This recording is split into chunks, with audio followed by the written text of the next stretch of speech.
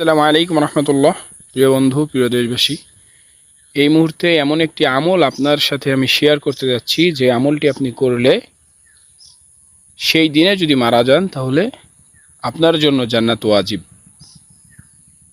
দোয়াটি হলো আল্লাহুম্মা আনতা রাব্বি লা ইলাহা ইল্লা আনতা খলাকতানি ওয়া আনা আবদুকা ওয়া আনা আলা আহদিকা ওয়া ওয়া'দিকা মাস্তাতা'তু আউযু বিকা মিন শাররি মা সানা'তু আবু'ু লাকা বিনি'মাতিকা আলাইয়া ওয়া আবু'ু বিযামবি ফাগফির লি ফাইন্নাহু লা ইয়াগফিরুয যুনুবা ইল্লা আনত।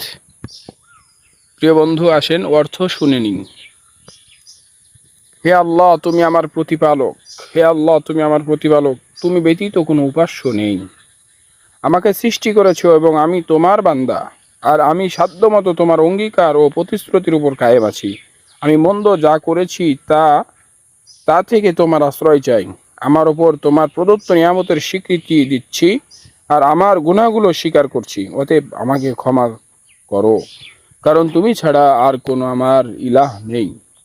প্রিয় বন্ধু, প্রিয় দেশবাসী, কোনো ব্যক্তি এই দোয়াটি যদি সন্ধ্যার সময় পড়ে এবং রাত্রিবেলায় মারা যায় তাহলে তার জন্য জান্নাত ওয়াজিব। সুবহানাল্লাহ, সুবহানাল্লাহ। দোয়া করবেন আমার জন্য, আমি অধম যেন এই আমলটি প্রত্যেক দিন করতে পারি। আপনার জন্য দোয়া রইল, আল্লাহ তাআলা যেন আপনাকেও এই আমলটি করার তৌফিক দান করে। প্রিয় বন্ধু, প্রিয় দেশবাসী, দোয়া রইল আপনাদের জন্য, আল্লাহ তাআলা যেন জীবনে একবার হলেও আপনাকে মক্কা মদিনা জিয়ারত করার তৌফিক দান করেন। আমিন। আসসালামু আলাইকুম ওয়া রাহমাতুল্লাহ।